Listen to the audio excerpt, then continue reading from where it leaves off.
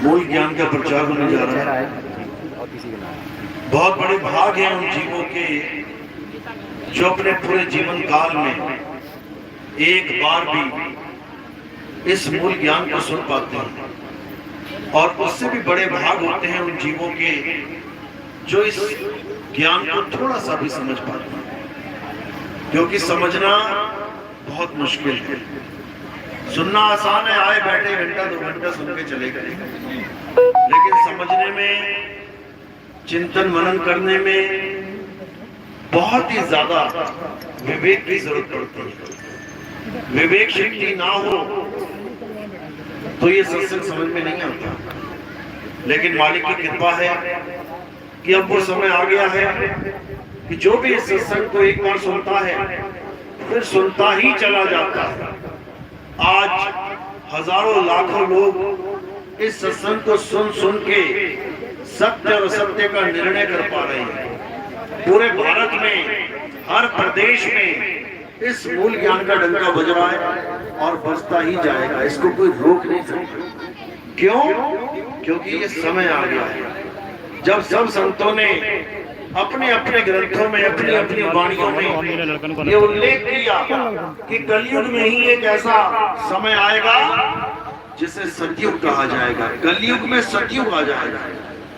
कैसे आएगा?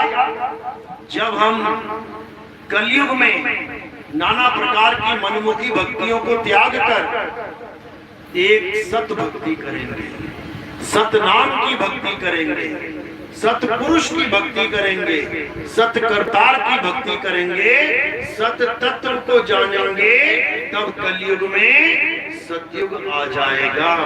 और वो आने वाला है। अब ज्यादा लंबा समय नहीं है। क्यों? क्योंकि 1 से 2, 2 से 4, 4 से 8, 8 से 16, 16 से 32, 32 से 64 आगे बढ़ते ही जा रहे हैं।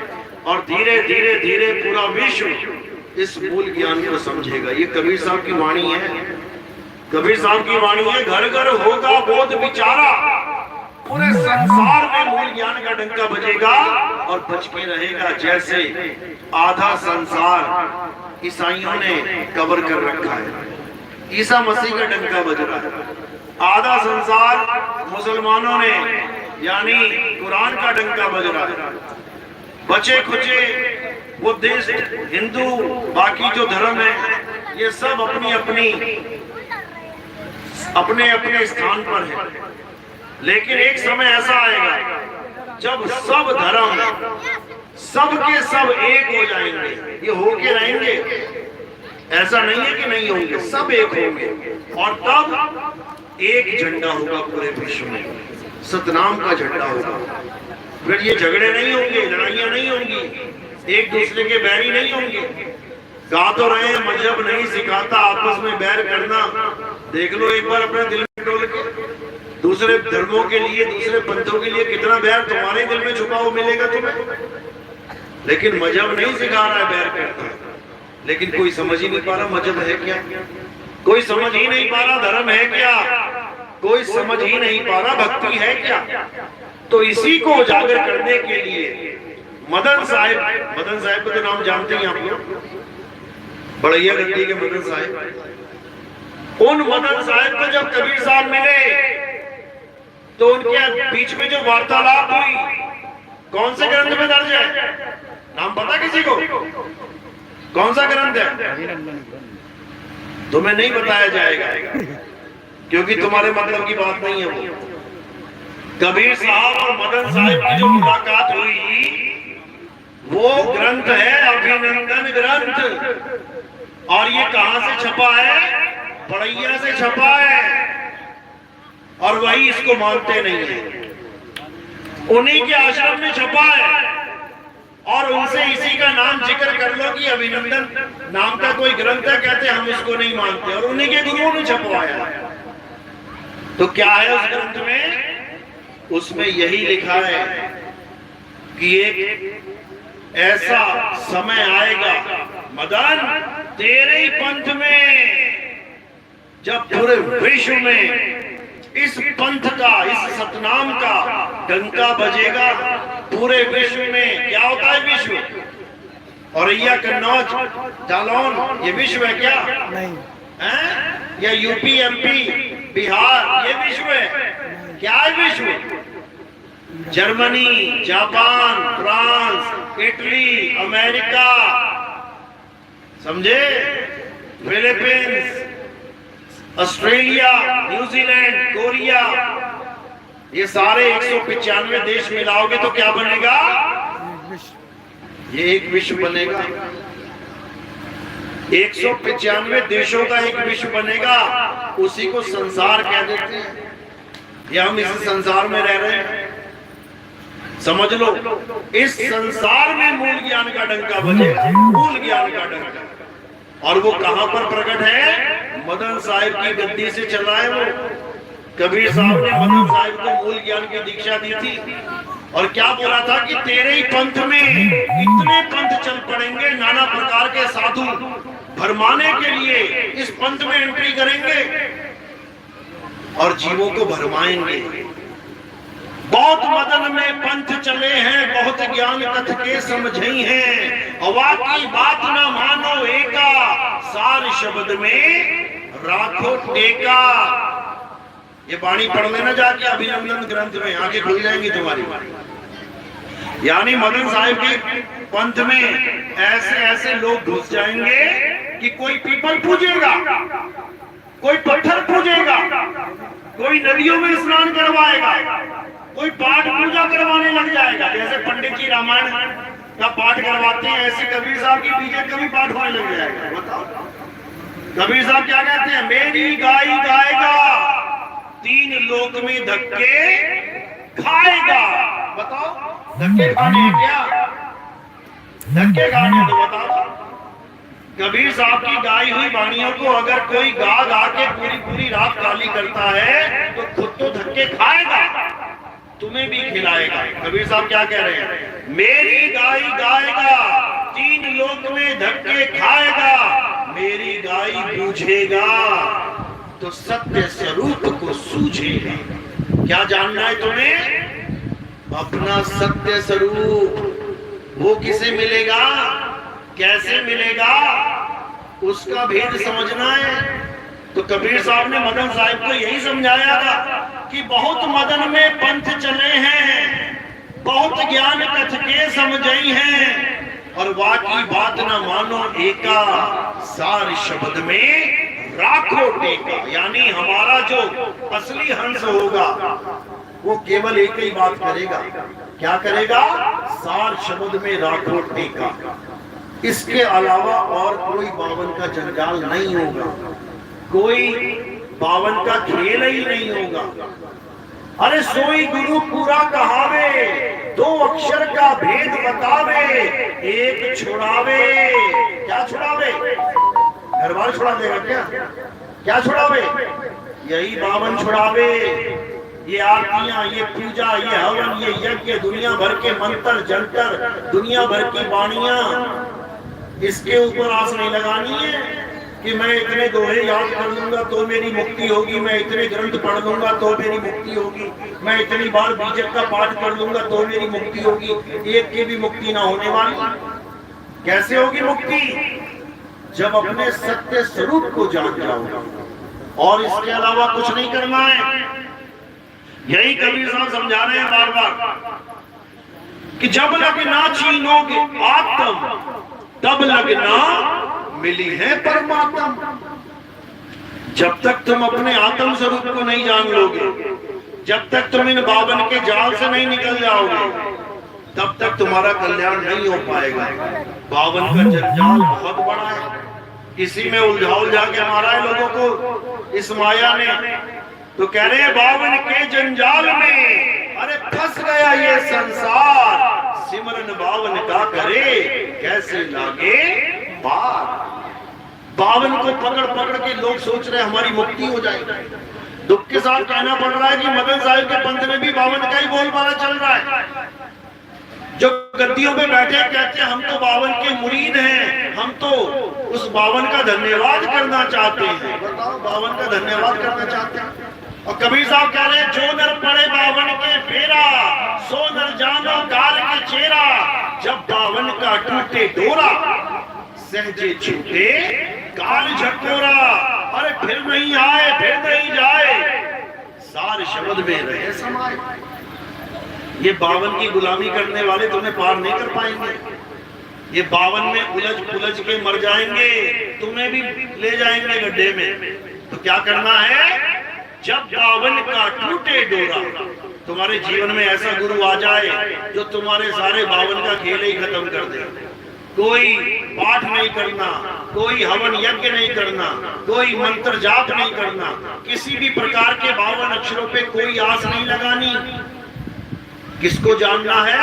उसको जानना है जिसके द्वारा ये 52 की उत्पत्ति हो रही है, जो 52 को पैदा कर रहा है, जिसकी ताकत से 52 अस्तित्व में है, उसको जानना है। और वो कौन है? वो आदि अक्षर है। और ये क्या है? ये 52 अक्षर हैं। अरे 52 अक्षर जीवाधारा, आदि अक्षर जीव्या से न्यारा। कर दिया नहीं बेड़ा? फिर भी नहीं समझ में आ रहा किसी को, फिर भी 52 को पकड़ के बैठे हैं।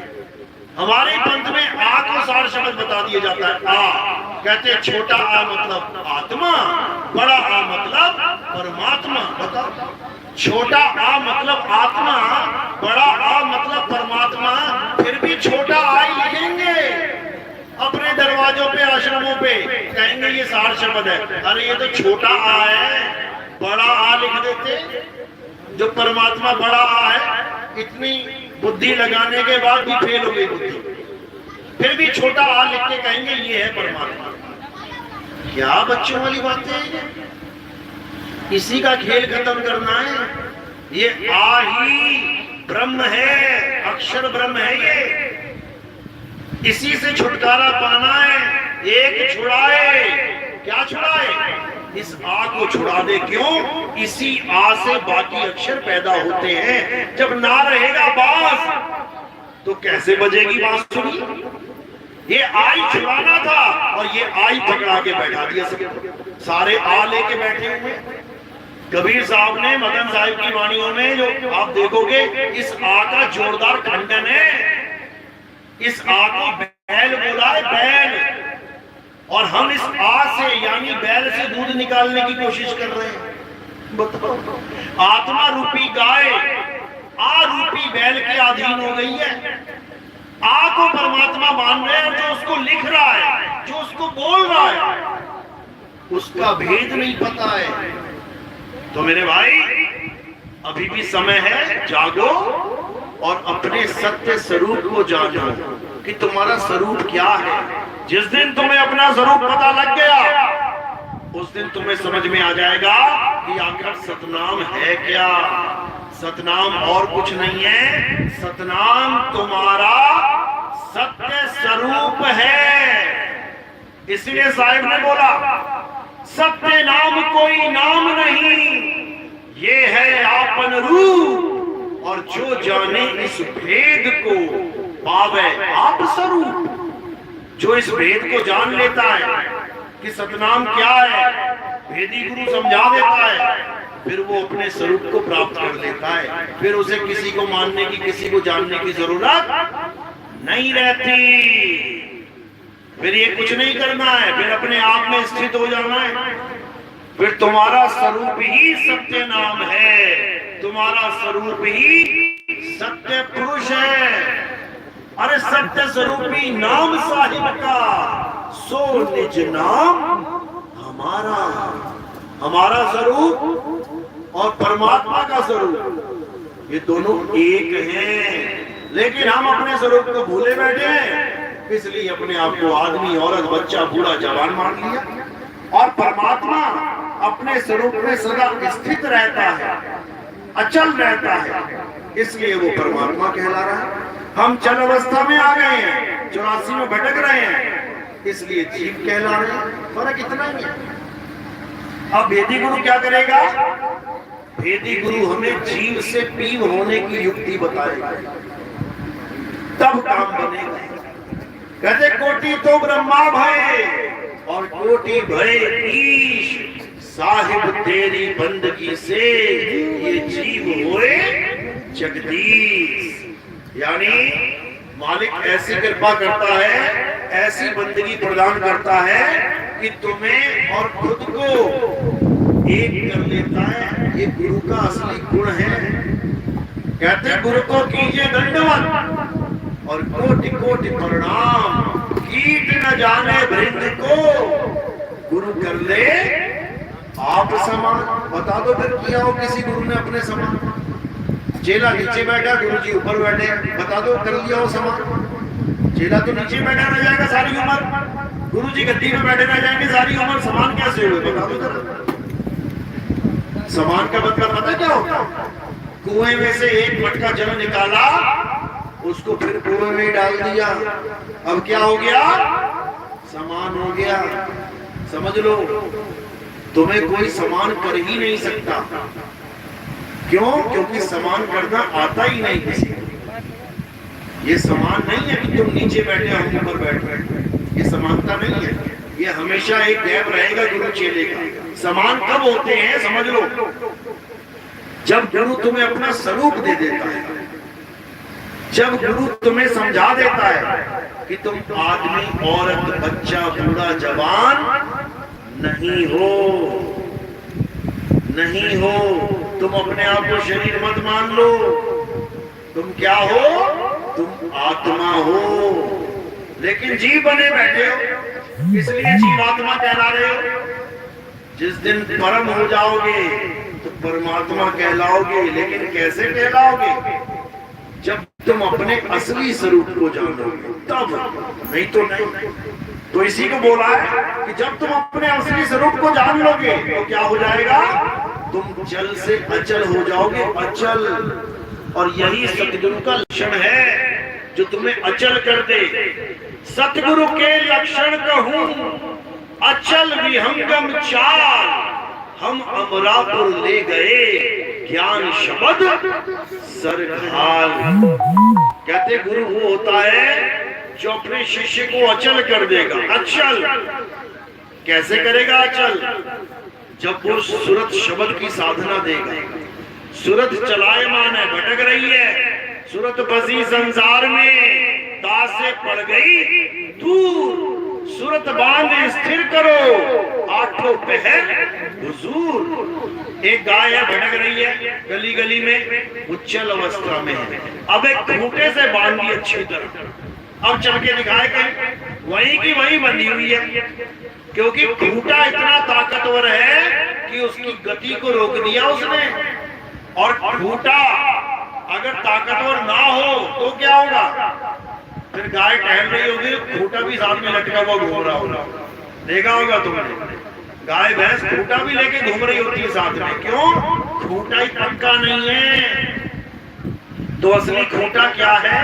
जहां ये जीव अचल अवस्था को प्राप्त करेगा, वो खूंटा है सार शब्द। सार शब्द रूपी खूंटा तुम्हें अचल कर देगा। इसीलिए बीजक में बोला ना, सार शब्द कहीं बाची हो मानो एतबारा, अक्षर पुरुष पेड़ निरंजन वाकी डारा। यानी ये सार शब्द रूपी खूंटा जब इस सुरता को मिल जाएगा तो ये सुरता अचल हो जाएगी, और अचल हो गई फिर 84 कट गई इसकी। लेकिन कोई कहे मैं मंत्र जप के अचल हो जाऊंगा, मैं आ ई पढ़ के अचल हो जाऊंगा, छोटा आ आत्मा बड़ा आ परमात्मा मान के अचल हो जाऊंगा, कभी नहीं हो सकता। निकाल दो दिमाग से अपने। अचल कब होगे?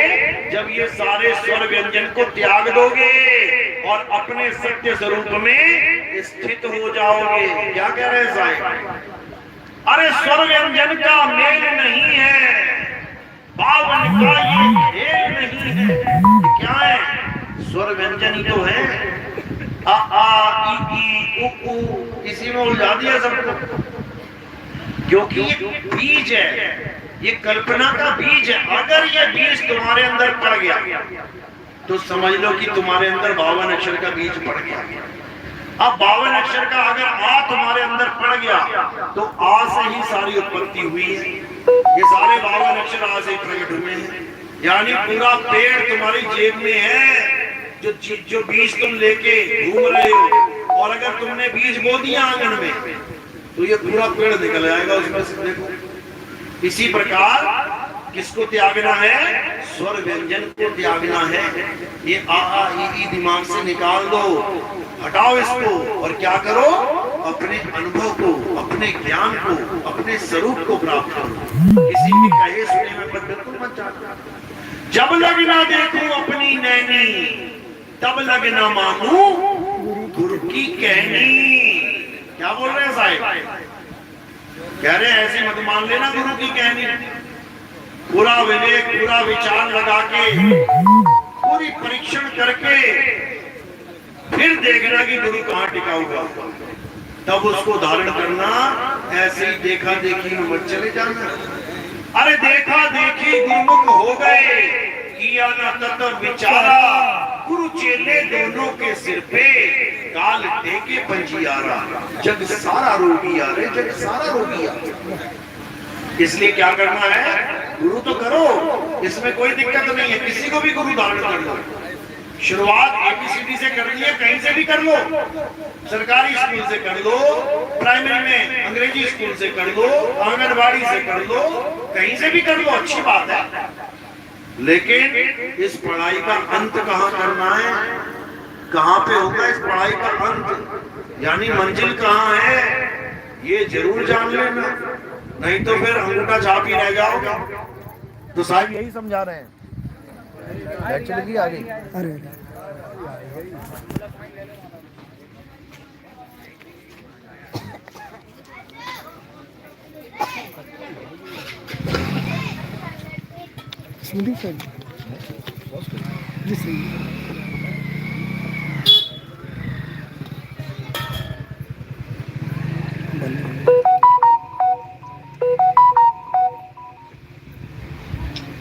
तो यही समझना है कि 52 अक्षर को त्यागना है और आदि अक्षर को जानना है। छोटी पढ़ाई कहीं से भी शुरू कर लो। गुरु मेरे सभी बड़े, अपनी अपनी, और कोई भी गुरु धारण कर सकते हो आप, कोई बंधन ही नहीं है इसमें। बस थोड़ा सा विवेक लगाना कि गुरु मांस ना खाता हो, गुरु बीड़ी, जर्दा, तंबाकू, गांजा, अफीम, पोस्ट ये सब ना खाता पीता हो, नहीं तो तुम्हें भी नशेड़ी बना देगा। क्योंकि जैसा गुरु वैसा चेला। समझ रहे हो?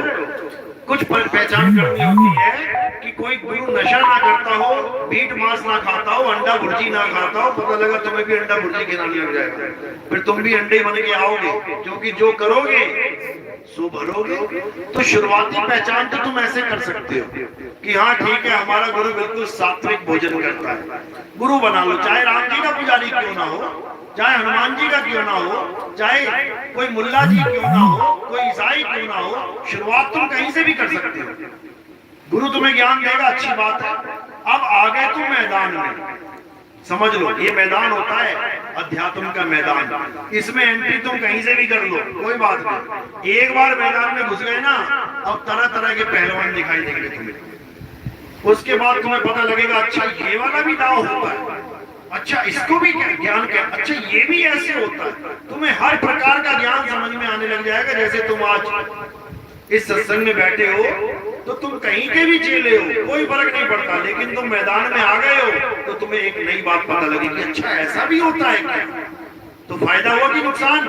फायदा हुआ। गुरु बनाने का फायदा हुआ। इस मंच में 50 गुरु आएंगे, 50 चले जाएंगे। अपने अपने गुरु को देखने के बहाने लोग भी आएंगे कि हमारे गुरु जी मंच पे बैठ के बोलेंगे हम जाएं। अब उस गुरु का चेला अब जब गुरु जी को देखेगा तो बाकी को भी देखना पड़ेगा। मजबूरी है, खाना खा के जाएगा बेचारा, तब तक देखना पड़ेगा। 20 आएंगे तो 20 देखेगा। अब 20 में से जो एक निकलेगा जो सारे पहलवानों को ध्वस्त कर देगा, कहने का मतलब जिसका ज्ञान पूर्ण होगा, क्या वो चेला समझेगा नहीं उसकी बात? बिल्कुल समझेगा। इसीलिए कबीर साहब ने कभी नहीं कहा कि गुरु मत बनाओ, या केवल कबीर पंथी को गुरु बनाओ, या केवल इसको गुरु बनाओ। कबीर साहब ने खुद ऐसा गुरु बनाया था जो खुद पत्थर पूछता था। रामानंद, अगर कबीर साहब भी कहते हमें तो बढ़िया वाला गुरु चाहिए, टॉप क्लास का, एक भी ना मिलता उनको। मिल गया पत्थर पूजनिया, ठीक है भैया, शुरुआत तो दिखाने के लिए, उनको किसी गुरु की जरूरत नहीं है, केवल मोहर लगाने के लिए कि हाँ भैया निगुरा नहीं हूं मैं भी गुरु वाला हूं। क्योंकि सबसे बड़ा खतरा कौन है हमारे लिए पता है? निगुरे गुरु। जो गुरु निगुरा होता है ना, गुरु तो बन जाता है, वो ज्ञान तो वो भी खूब देगा, लेकिन मनमुखी ज्ञान देगा। क्यों? जब वो गुरुमुख है ही नहीं तो गुरुमुखी ज्ञान कहां से लेके आएगा? तो मनमुखी ज्ञान देगा, वो हमारे लिए ज्यादा बड़ा खतरा है। समझ लो, 2 दूनी 4, 2 चौके 8, 2 पंजे 10, कोई भी गुरु सिखा देगा तुम्हें, लेकिन 2 दूनी 5 समझाने वाला गुरु बड़ा खतरनाक होगा। जिसने 2 दूनी 5 सिखा दिया तुम्हें, फिर तुम सारी दुनिया में लड़ते फिरोगे। ना ना ना, हमारे गुरु जी ने कहा है 2 दूनी 5, वो सारे बोलेंगे 2 दूनी 4, तुम्हारा हमेशा टाका कहीं ना कहीं अटका रहेगा। इसलिए निगुरा ये सबसे ज्यादा खतरनाक है, इससे तो बिल्कुल ही दूर रहना। कबीर निगुरा ना मिले और पापी मिले 1000, एक निगुरे के सिर पे लाख पापों का भार। कबीर साहब कहते निगुरे को गुरु मत बना लेना कभी। आजकल ट्रेंड चला हुआ है निगुरों को गुरु बनाने का। समझ लो, कोई IIT करके आ गया, कहता मुझे गुरु की जरूरत नहीं, मैं खुद ही ज्ञानी हूं। वो खुद ही आचार्य बने बैठे हैं, हजारों के गुरु बन गए। उनके पूछो तुम्हारा कौन गुरु? हमें गुरु की जरूरत नहीं है। अरे जब तुझे गुरु की जरूरत नहीं है तो तू क्यों किसी का गुरु बन के बैठा है भाई? उसे भी जरूरत नहीं है। जैसे तुझे प्रकृति ने ज्ञान दिया, उसको भी दे देगा, क्या दिक्कत है? लेकिन नहीं, गुरुवाई भी चाहिए और गुरु भी नहीं चाहिए। बहुत अच्छी बात है। तो यही कबीर साहब ने समझाया कि गुरु कोई भी बना लो, अच्छी बात है, लेकिन तुम्हें यह पता होना चाहिए कि पढ़ाई करनी कहां तक है। अगर तुम्हें यह नहीं पता कि पढ़ाई का अंत कहां होता है, तो तुम पक्का ठगे जाओगे किसी गुरु के द्वारा। क्योंकि कोई भी गुरु कह देगा तुम्हें यही आखिरी सत्य है, बस यहीं तक है भक्ति। समझ लो, अगर हमें पता है कि डॉक्टर बनने के लिए 12 के बाद कॉलेज में जाना पड़ता है, MBBS करना पड़ता है, तभी तो हम अपने बच्चों को बताएंगे कि बेटा पढ़ते जाना 12वीं के बाद MBBS करना। और हमें खुद ना पता तो बच्चों को क्या बताएंगे? और LKG UKG वाला गुरु मिल गया, वो कहेगा आ से अनार, ई से इमली ही आखिरी ज्ञान है। यही समझते हैं, बैठे रहो फिर लेके A for apple, B for bat, C for cat. हर प्रकार का ज्ञान है इस संसार में, हर लेवल का ज्ञान है। समझ लो, हर प्रकार की वाणी है। अरे वाणी बहु प्रकार की, जिसका आदि न अंत, और जो वाणी तेरे काम की ताका कर साधन। साहिब कह रहे हैं बहुत प्रकार की वाणियां, बहुत प्रकार का ज्ञान है। तुम्हें कौन सा चाहिए? तुम्हें ये पता होना चाहिए, तभी बात बनेगी, नहीं तो ठगे जाओगे। तो हमें कौन सा ज्ञान चाहिए? हमें पार ब्रह्म का ज्ञान चाहिए, पार ब्रह्म। और ये दुनिया किसको पकड़ के बैठी है? ब्रह्म को पकड़ के बैठी है। कितने रूपों में? 3 रूपों में। पहला साकार ब्रह्म, कोई राम जी, कोई श्याम जी, कोई हनुमान जी का पुजारी है, साकार किसी का भी, वो साकार ब्रह्म है। दूसरा निराकार ब्रह्म, ये निरंकारी बाबा, राधा स्वामी बाबा, ये बाबा, वो बाबा, ये परमात्मा को क्या बता रहे हैं? निरंकार है, निराकार है।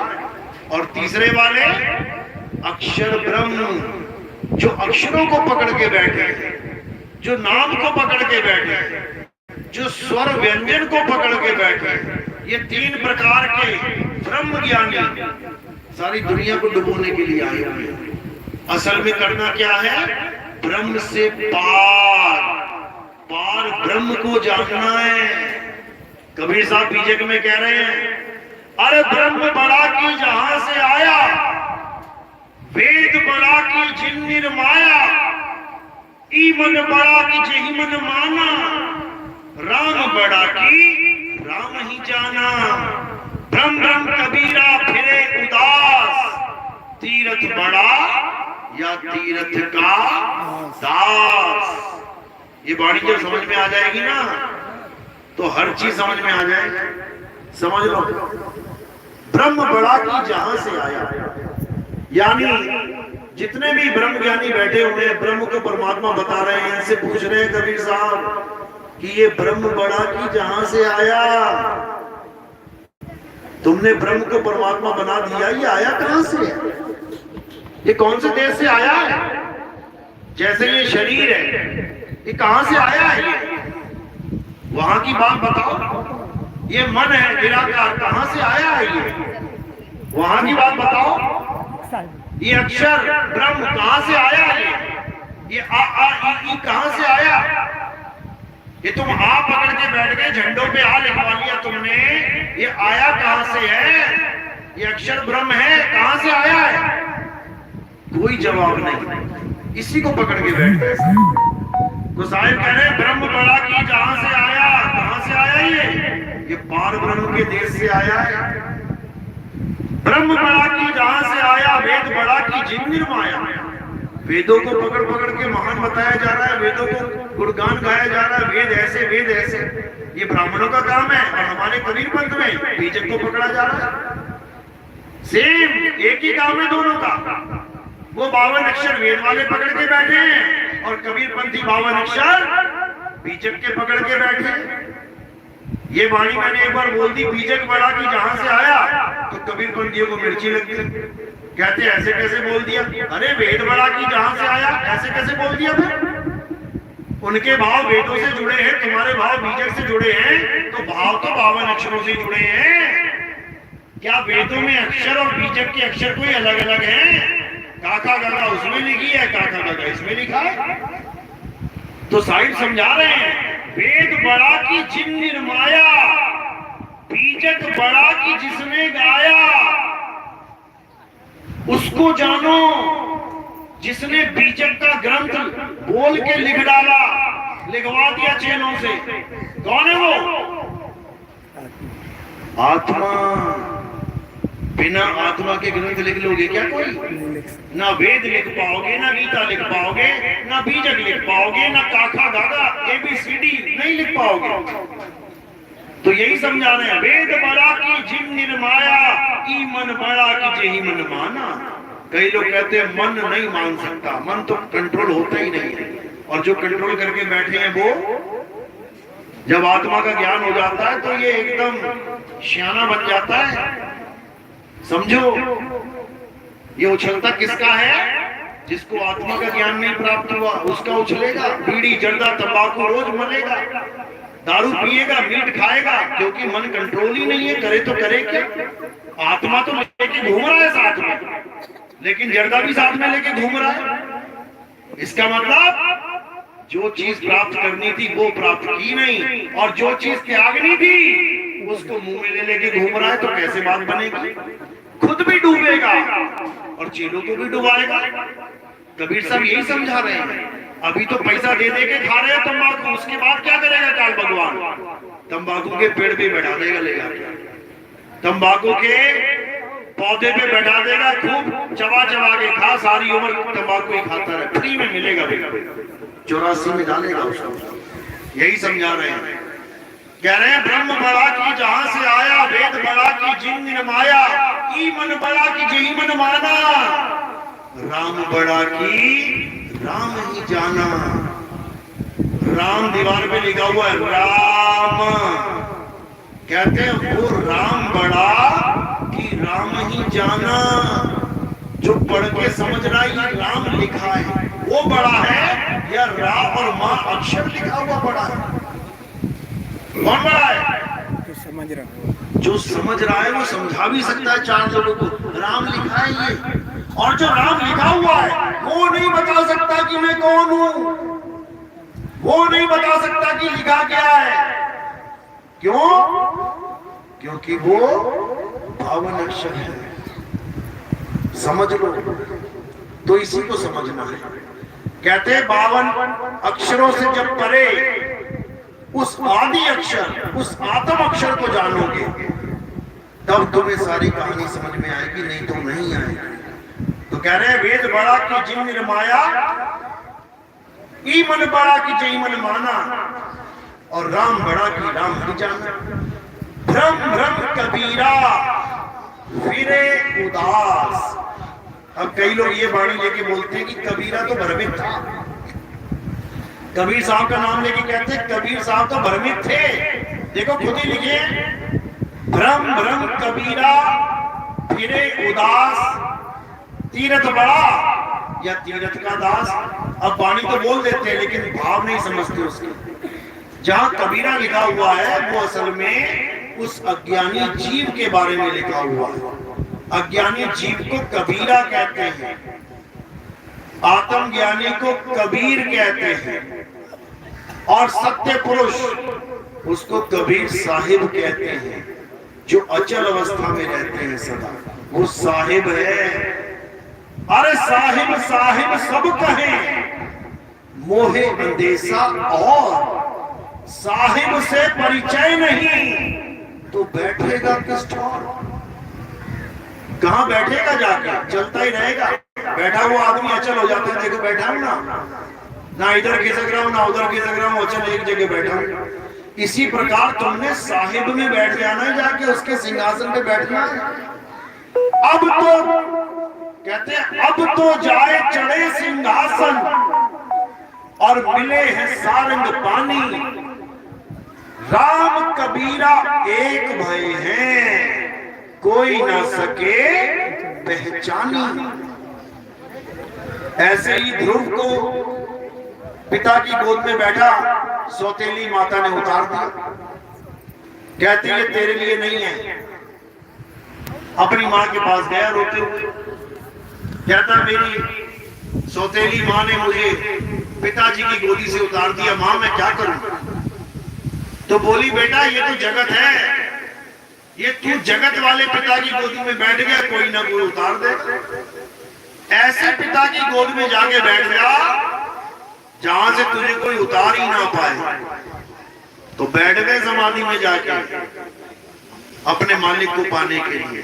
बिल्कुल वैसे ही हमने भी उस अचल स्वामी को जानना है। अचल स्वामी, ये झंडे पे लहराने वाले आ खा को नहीं पकड़ लेना है, ब्रह्म ज्ञान है। हमने उस अचल को जानना है। कैसे जानेंगे? जब भेदी गुरु मिल जाएगा। जब शब्द भेदी गुरु मिल जाएगा, शब्द की साधना देने वाला गुरु मिल जाएगा, शब्द का अनुभव प्राप्त किया हुआ गुरु मिल जाएगा, वो तुम्हें बता पाएगा कि सार शब्द कैसा क्या होता है। समझ लो, वो बताएगा विहंगम चाल कैसे चली जाती है। साहिब समझा रहे वाणी में, शब्द विहंगम चाल हमारी, तो कहे कबीर सतगुर दई तारी। खुले कपाट शब्द झनकारी, पिंड अंड के पार सो देश हमारा है। कर नैनो दीदार महल में प्यारा है। कहते जब ऐसा गुरु मिल जाएगा जो तुम्हें विहंगम चाल, सीधे पक्षी की तरह उड़ने वाली चाल दिखाएगा, तब तुम इस काल जाल से निकल पाओगे। नहीं तो एक की भी इतनी हैसियत है कि निकल जाए, निकल ही नहीं सकता। कहां जाएगा? ये ब्रह्मांड है। ब्रह्मांड का मतलब क्या होता है? ब्रह्म के द्वारा रचा हुआ अंड, ब्रह्मांड। ये ऊपर देखो, ये नीला नीला आसमान दिख रहा है ना, ये अंडे के बाहर का कवर है। और हम कहां बैठे हुए सारे? अंडे में बैठे हुए हैं। इसी अंडे में उत्पत्ति और प्रलय का खेल चल रहा है। सारे उत्पन्न हो रहे हैं और इसी में खप जा रहे हैं जाके। अब कैसे निकले इस अंडे से?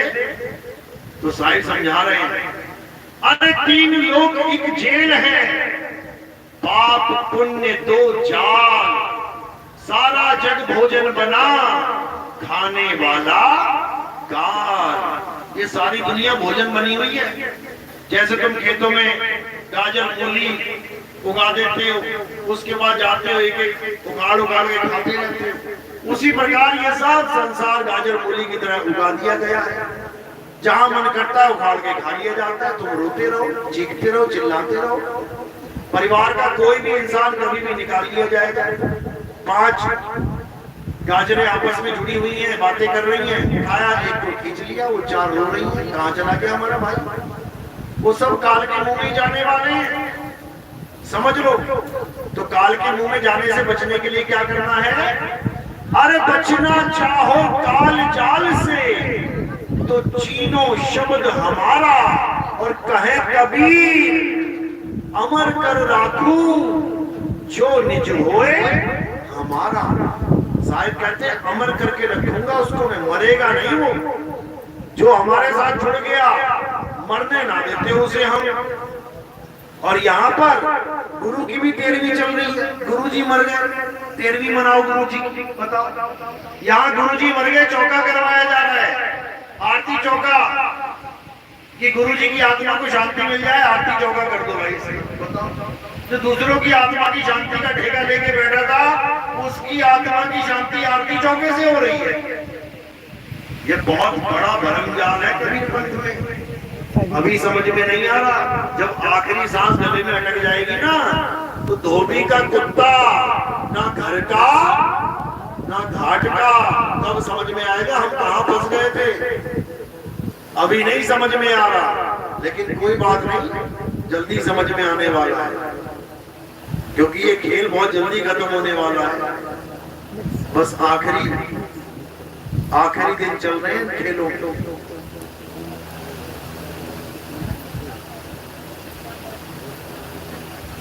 तो इसलिए अब क्या करना है? अब हर प्रकार के अज्ञान को त्यागना है। 52 अक्षरों को दिमाग से निकाल दो, बिल्कुल निकाल दो। भक्ति वाले, ये दुनियावी वाले नहीं। पता लगा गूंगे बन के बैठ गए तो पता लगा लोग पागल ही बोलने लग जाएंगे, तुम्हें बोलता है कुछ नहीं। भक्ति के नाम पे जितने भी 52 अक्षर मिल रहे हैं उसको त्याग देना है, मतलब मन से निकाल देना है। ठीक है, फॉर्मेलिटी निभाते रहो, लेकिन मन से त्याग देना है। किसी भी अक्षर पे आस नहीं लगाने की कोई अक्षर मुझे पार कर देना, बिल्कुल नहीं। साहिब समझा रहे हैं, कह रहे चाचड़ी ना भोचरी ना खेचड़ी अगोचरी उनमुनी इन 5 की गम नहीं। रेचक कुंभक पूरक को ढंग नहीं, बड़े गुने वाद कर कबू नाही मानिए। स्वासा का जाप करे झूठ सो बखानिए। अक्षर पार नहीं अक्षर भरपूर है, और कहे कबीर सो सत्य कर मानिए। अक्षर के पार नहीं अक्षर भरपूर है। क्या है नहीं अक्षर? तुम्हारा सत्य स्वरूप। इस काया को जब तुम छोड़ोगे तो कौन सा स्वरूप होगा तुम्हारे पास? काया तो मिट्टी है, पड़ी होगी नीचे। तुम्हारा स्वरूप क्या है? तुम क्या हो? पूछो अपने गुरुओं से, तब समझ में आए, तब पता लगे कि ये क्या है। नहीं तो इसी काया को आधार मान के, खुद का स्वरूप इसी को मान के, और भगवान परमात्मा को भी एक इंसान मान के जन्म बर्बाद कर दो। आज कबीर साहब के पंथी ही कबीर साहब को एक आदमी मानते हैं, दुख के साथ कहना पड़ रहा है। उनकी फोटो की पूजा भी करते हैं, आरती भी करते हैं, दुख के साथ कहना पड़ रहा है।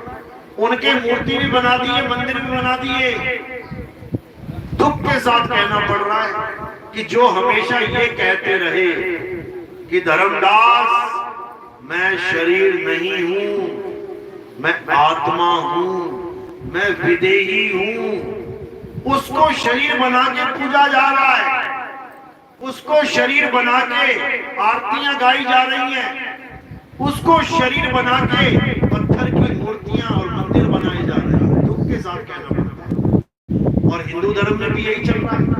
जो कृष्ण जी ये समझाते रहे कि हे अर्जुन, मैं शरीर नहीं हूं, मैं ये आदमी औरत नहीं हूं, मैं 5 तत्व की काया नहीं हूं, मैं शरीरों के अंग नहीं हूं, मैं क्या हूं? मैं आत्मा हूं। जो कृष्ण जी ये समझाते रहे कि मैं आत्मा हूं, आत्मा हूं, आत्मा हूं, उन्हीं के भक्तों ने उनको शरीर तो छोड़ो, पत्थर बना के स्थापित कर दिया। कृष्ण जी को पत्थर की मूर्ति बना के रखे, जबकि कृष्ण जी कभी पत्थर के थे ही नहीं। पत्थर के थे, क्या राम जी पत्थर के थे? अरे राम जी वो थे, कहते हैं कि अहिल्या पत्थर की थी, उसके पैर लग गया राम जी का, वो पत्थर की क्या बन गई? इंसान बन गई। यानी राम जी वो थे, भगवान वो थे जिसने पत्थर को इंसान बना दिया, और ये इंसान भगवान से भी बड़ा है जिसने भगवान को ही पत्थर बना दिया। बताओ, इतना बड़ा हो गया ये इंसान कि भगवान को पत्थर बना दिया इसने, जबकि वो गीता में यही समझा रहे हैं, मैं आत्मा हूं। हे अर्जुन, इस आत्मा का ना तो जन्म होता है, इस आत्मा का ना तो कभी मरण होता है, इस आत्मा को ना तो कोई शस्त्र काट सकता है, ना अग्नि जला सकती है, ना वायु सुखा सकती है, ना जल भिगो सकता है। इस आत्मा को कोई कुछ नहीं कर सकता। अगर इस संसार में कोई सत्य है तो वो आत्मा ही है। ये पाठ पढ़ाई नहीं है सत्य कि तुम उठा के ग्रंथों को रखते रहो सारी उम्र, झूठ है ये। आत्मा सत्य है, यही कबीर साहब कह रहे हैं। जल में नींद प्यासी, मोहे देखत आवे हासी, आत्म ज्ञान बिना नर भटके, कभी काबा कभी काशी। कौन सा ज्ञान? आत्म ज्ञान। आत्म ज्ञान का मतलब क्या होता है? आत्म ज्ञान का मतलब ये नहीं होता कि तुम किसी और को भगवान मान के पूजने लग जाओ। आत्म का मतलब ये नहीं होता तुम किसी का नाम जपो। आत्म ज्ञान का मतलब होता है तुम्हें तुम्हारा ज्ञान हो जाए। जैसे तुम्हें कोई कहे अपनी आत्म कथा लिखो, अब तुम्हारी आत्म कथा में तुम क्या लिखोगे? मेरे पड़ोसी बहुत अच्छे हैं, मेरे पड़ोसी के पास एक कुत्ता है, 2 बिल्लियां हैं, ये लिखोगे? अपने बारे में लिखना है। आत्म ज्ञान यानी अपनी कथा लिखो, आत्म कथा। इसी प्रकार आत्म हत्या यानी अपनी हत्या अगर कोई करता है तो वो आत्महत्या कहलाती है। किसी और की हत्या मत कर देना, वो कत्ल होता है, कत्ल। आत्महत्या नहीं होती। जहां आत्म शब्द जुड़ गया, याद रखो वो तुम्हारे लिए बोला गया है। आत्मनिर्भर, खुद पे निर्भर। आत्म कल्याण, खुद का कल्याण। आत्म रक्षा, खुद की रक्षा। इसी प्रकार आत्म ज्ञान यानी खुद का ज्ञान। तुम्हें ये पता होना चाहिए कि तुम्हारा असली स्वरूप क्या है। ये मंत्र देने वाले गुरुओं के झांसे में मत आ जाना। ठीक है, गुरु धारण कर लिया, अच्छी बात है, लेकिन आगे बढ़ना है। कहते हैं घर घर मंत्र देते फिरत हैं, ये माया के अभिमाना, गुरुआ सहित शिष्य सब बूढ़े, अंतकाल पछताना, साधो देखो ये जग बौराना। कह रहे हैं जो घर घर मंत्र देते फिरत हैं, ये 52 अक्षरी मंत्र देते फिरते हैं, कहते हैं ये नाम जप लो, ये नाम जप लो, सारी उम्र जपते रहो, कल्याण हो जाएगा। ये सब झूठ है। घर घर मंत्र देते फिरते हैं, माया के अभिमाना, गुरुआ सहित शिष्य सब बूढ़े। ये 84 में चले जाएंगे सारे के सारे, एक भी बचने वाला नहीं है। क्यों? क्योंकि इनको अपना स्वरूप ज्ञान नहीं है।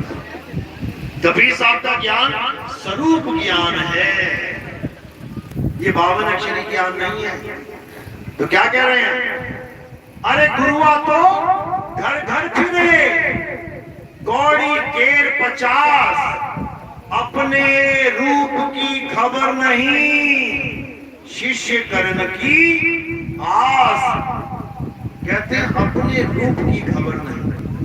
गुरु जी को अपने रूप की खबर नहीं है, चेले ढूंढने में लगे हैं। तू भी चेला बन जा, आजा तू भी चेला बन जा, आजा तू भी चेला बन जा। क्यों? अब 10 बंद लेंगे। कितनी बोरी हुई अनाज की? 10 बोरी हुई। गुरु जी चल एक इधर पकड़ा दे। कितना पैसा कमाया साल में? गुरु जी 1 लाख। चल 10,000 इधर घुमा। 10 बंद की कमाई करने वाले गुरु होते हैं ये। कबीर साहब ने कभी नहीं कहा कि 10 बंद की कमाई खाओ।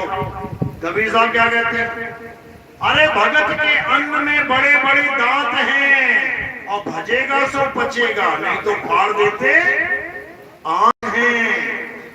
ये काम नहीं है गुरुओं का कि 10 बंद लेते फिर रहे हैं। किसके लिए ले रहे हो? अरे एक आदमी 1 लाख रुपए कमा रहा है, वो पूरा परिवार 1 लाख में पाल रहा है, तुम अकेले हो। 100 आदमी मिल गए तुम्हें 1 लाख कमाने वाले, 10-10 हजार रुपए दे देंगे 100 आदमी, कितना हो जाएगा? क्या करोगे? जमीनें खरीदते फिरोगे, फिर जमीनों में ध्यान फंसेगा, ये मेरा आश्रम वो तेरा आश्रम। फिर कोर्ट कचहरियां होंगी, किसी ने कब्जा कर लिया सारी उम्र, कोर्ट कचहरी में ध्यान रहेगा, तो कहां गई सुल्तान? इसी मिट्टी में तो फंस गई। चेले की तो फंसी फंसी थी, गुरु जी की भी फंस गई। इसीलिए बोला साहेब कि सुरत फंसी संसार में और दासे पड़ गई दूर। सुरत बांध स्थिर करो, आठों पहर हुजूर। इसको समझो, यानी गुरु ऐसा चाहिए जो किसी जाल में ना फंसाए, ना 52 के जाल में, ना 10 बंद के जाल में। बताओ, बिल्कुल भी नहीं। जो तुम्हारे भाव हैं वो तुम श्रद्धा से समर्पित करो, लेकिन उसका भी हिसाब करेगा गुरु। ऐसा नहीं कि उसको दे रहे हो। गुरु को 2 हाथ 2 पैर है, मेहनत की कमाई खा सकते हैं। रविदास जी महाराज जूते गांठ के जीवन बिता के गए। क्या राजा भीमा उनके शिष्य नहीं थे? चाहते तो इतनी अशरफियां तोल देते कि सारी उम्र अशरफियां खा खा के खत्म ना होती, लेकिन नहीं, जूते गांठ। कबीर साहब ने कपड़ा उड़ा, सैन नाई ने बाल काटे, सबने मेहनत करी, कोई 10 बंद वाला सिस्टम नहीं था। ये कहां से आ गया? ये किसने बना दिया? 10 बंद कहां चलता है? जहां पर बहुत बड़ा प्रचार चलता हो, बहुत बड़ा प्रचार, दिन नहीं रात नहीं, बस चल रही है, छपाई चल रही है, किताबें ग्रंथ छप रहे हैं, पैसा ही पैसा लग रहा है। तब तो समझ में आता है कि हाँ भैया 10 बंद देना चाहिए। कुछ लेना ना देना, मगन रहना, बैठे हुए आश्रम में 10 बंद मांग रहे हैं, ये बिल्कुल गलत है। ये तो इतनी माया इकट्ठी कर लेंगे कि माया से निकलना मुश्किल हो जाएगा, समझ लो। और भजन गा रहे हैं, मन लागो मेरो यार फकीरी में। अभी इन फकीरों की झोली झाड़ दो, पता लग जाएगा कौन फकीर है। झोली झाड़ने की दे रहे हैं, तुम्हारी पुश्तें खत्म हो जाएंगी। इतना नोट दबा के बैठे हैं, फिर गा रहे हैं मन लागो मेरो यार फकीरी में। अभी फकीरी छूट नहीं रही है, जिस दिन छूट गई उस दिन पता लगेगा। तो कहने का मतलब है यहाँ पर माया का पूरा प्रभाव है, गुरु और चेले दोनों पे। समझ लो, चेले ने भी कैसे रहना है, गुरु ने भी कैसे रहना है, कबीर साहब ने खूब समझा रखा है। क्या बोलते हैं? अरे शिष्य तो ऐसा चाहिए जो गुरु को सर्वस्व दे, और गुरु ऐसा चाहिए शिष्य से कछु ना ले। ये है फॉर्मूला दोनों के बचने का। यानी चेला ऐसा चाहिए जो ये समझे कि जो कुछ मेरे पास है सब गुरु का है, तब निकल जाएगा माया से। कहते ना, तेरा तुझको सौंपते क्या लागे मेरा, फिर 10 रुपया चढ़ाएंगे केवल, कहेंगे यही है तेरा, 100 भी नहीं देते। ये मैं स्थिति बता रहा हूं लोगों की। करोड़पति लोग, अच्छी अच्छी गाड़ियों में आने वाले लोग 50 रुपया भेंट चढ़ा के चले जाते हैं। क्या मुक्ति हो जाएगी उनकी? जिसके हाथ से 50 रुपया छूट नहीं पा रहा है, वो 50 करोड़ कब छोड़ेगा? यही सांप बन के आएगा। समझ लो, बच्चा मांगेगा ना पैसा, पापा पैसे दे दो, मैं स्कूल जा रहा हूँ, 100 रुपए का नोट निकलाएगा। और जब गुरु का दर्शन करने जाएगा तो क्या देगा वहां पे? 10 का नोट। यानी बेटे से भी 10 गुना कम वैल्यू है गुरु की। पत्नी पैसा मांगेगी ना, मैं मार्केट जा रही हूँ, कितने का नोट निकलेगा बताना जरा।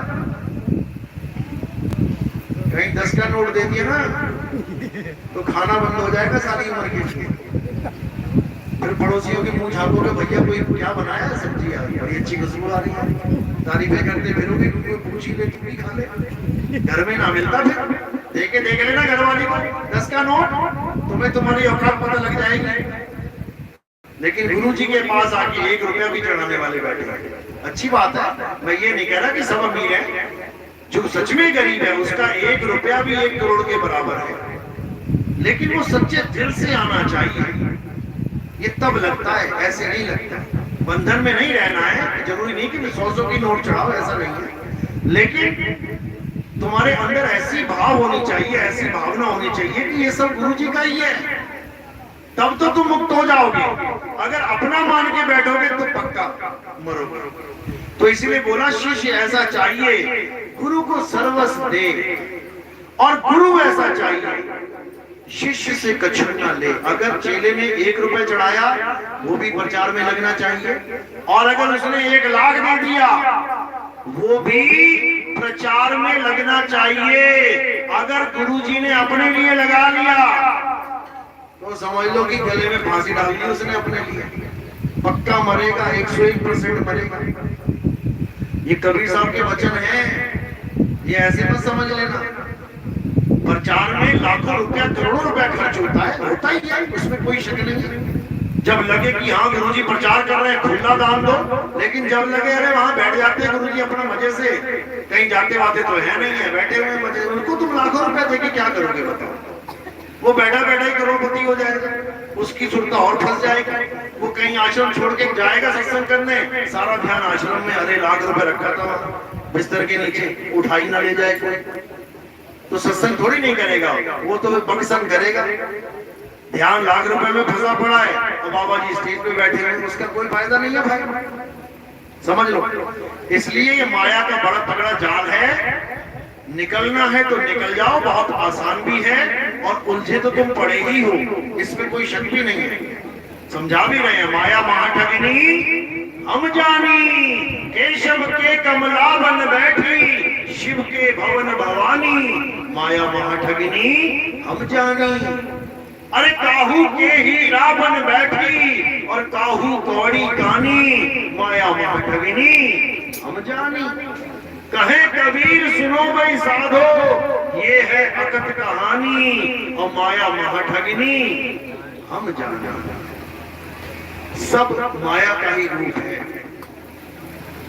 ये पावन अक्षर की माया ही है, ये ग्रंथों को पढ़ना पढ़ाना माया ही है, ये मंत्रों का जाप करना माया ही है, ये काया में ध्यान लगाना माया ही है, ये काया को अपना स्वरूप मानना माया ही है, ये सारा जगत माया ही है। माया से परे क्या है?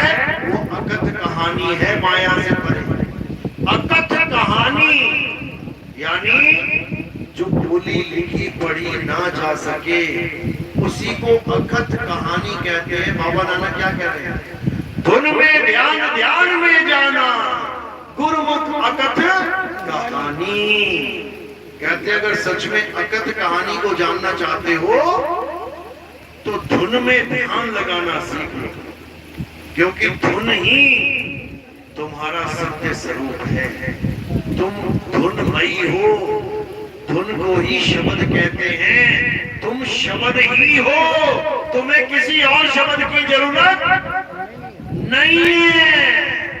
अरे हम हैं शब्द, शब्द हम माही, हमसे भिन्न और कछु नहीं, शब्द न भिन्न से नहीं, कहे कबीर हम शब्द से नहीं। बीजक में भी कह रहे हैं, शब्द हमारा तू शब्द का, अरे सुन मत जा सरक। जब ये सत्संग शुरू हुआ था, ये बीच में कोई गैप नहीं था, सब भरा पड़ा था। अब क्या बोल रहे हैं कबीर साहब कि शब्द हमारा तू शब्द का, सुन मत जा सरक। ये जितने सरक गए ना इनमें से, ये सब वापसी आने की तैयारी करेंगे। यही नियम है। स्कूल में बच्चा जाता है, टीचर ब्लैक बोर्ड की तरफ घूम गया, इतने में पीछे से बच्चा सरक गया, दरवाजे से निकल गया। कहाँ चला गया? अब चला गया कंचे खेलने, क्रिकेट खेलने, कहीं ताश खेलने। तो जब सरकता जाएगा तो फिर उसी क्लास में अगले साल आ जाएगा। ये नियम है। इसी को कबीर साहब समझा रहे हैं कि जो 1 घंटा बैठ के सत्संग भी ना सुन पाया, वो क्या मुक्ति को प्राप्त करेगा? अरे शब्द हमारा, तू शब्द का सुन मत जा सरक, और जो चाहे निज रूप को तो शब्द ही दे परख। अगर अपने सत्य स्वरूप को जानना चाहता है तो शब्द को परख ले कि तुझे गुरुजी ने कौन सा शब्द दे दिया है। अगर गलत शब्द मिल गया तो वापस आना पड़ेगा, और अगर सही शब्द मिल गया तो कोई माई का लाल वापस नहीं बुला सकता। बस इतना समझना है। बात समझ में आ रही है मेरी भी? हवा में जा रही है? किस किस के आ रही है? हाथ खड़े करोगे? क्या बात है, पूरा हो रही है, जाग जाएगा क्या? अच्छी बात है। तो बस यही समझना है कि 52 से परे उस मी अक्षर को जानो, अपने आत्म स्वरूप को जानो, तभी कल्याण होगा। हमारे सत्संग YouTube चैनल कैद कबीर सुनो भाई साधु पे आते हैं, आप उसको सुन सकते हैं घर में बैठे, या फिर आप नितिन दास के सत्संग लिखेंगे YouTube पे आ जाएंगे, उसको देखिए, सुनिए, अपना विवेक बढ़ाइए। ये इंसान जन्म बार बार नहीं मिलेगा मेरे भाई। आज तुम्हें लग रहा है कि इंसान जन्म बड़े आराम से मिल गया है। कई लोग तो इतने दुखी हो जाते हैं, कहते हैं जीने का मन ही नहीं कर रहा गुरुजी, आत्महत्या कर सकते हैं क्या? ऐसे लोग भी हैं। तो भाई ये इंसान जन्म ऐसे मत सोच लेना कि ऐसे मिल गया। 84 लाख जन्मों के बाद एक बार मिला ये इंसान जन्म। एक बार पहने तुमने कपड़े 84 लाख के बाद, नहीं तो फिर क्या होगा? नंगे घूमोगे, गाय बैल कुत्ता बकरा हाथी घोड़ा सांप छिपकली बिच्छू कपड़े पहन के घूम रहे हैं। कोई एक आधा कुत्ता मिल जाता है पैंट वैंट पहना, वो भी पहना दिया होता किसी ने, स्वेटर पहना देते हैं बकरियों को ठंड ना लगे, नहीं तो कपड़े भी नसीब नहीं होंगे। शेरों के मुंह में जाना पड़ेगा, जानवरों में पैदा होंगे, जानवरों में ही सींग और पूंछ लेके आ जाओगे, जान बचाते फिरोगे। समझ लो, जानवर नाम इसीलिए रखा गया है कि वरदान में जान तो मिल गई, लेकिन विवेक नहीं मिलेगा। विवेक किसे मिलेगा? इंसान को। तो जानवर बनोगे तो जानवरों की तरह जियोगे, इंसान बने हो तो विवेक को जागृत करो और निकलो यहाँ से, जन्म मरण की छुट्टी कर लो। कैसे करोगे? अपने स्वरूप को जानकर। तो ही वो ही तो ही अंतर कैसा। जो गुरु होता है वो जीव में और परमात्मा में अंतर खत्म कर देता है। आत्मा परमात्मा एको करे, अंतर की दुविधा अंतर मरे। वो इस अंतर को खत्म कर देता है और जीव को पीर की अवस्था में ले आता है, फिर बंधन कट जाता है। बहुबंधन में बांधे एक बेचारा जीव, केवल छूटे आपने जो न छुड़ाए पीर। पीर छुड़ाता भी है और अपने जैसा कर भी लेता है। तो इन्हीं शब्दों के साथ आज का सत्संग समाप्त करते हैं। बोलिए परमपिता परमात्मा की, सदगुरु बंदी छोड़ कबीर साहेब की, सभी संतों की, सभी भक्तों की, सदगुरु मदनपति साहेब की, सदगुरु जवाहरपति साहेब की, सदगुरु राम सेवक साहेब की, सदगुरु जवाहरपति साहेब की, करीनापुर धाम की, सभी संतों की, सकल हंस को बंदगी साहेब।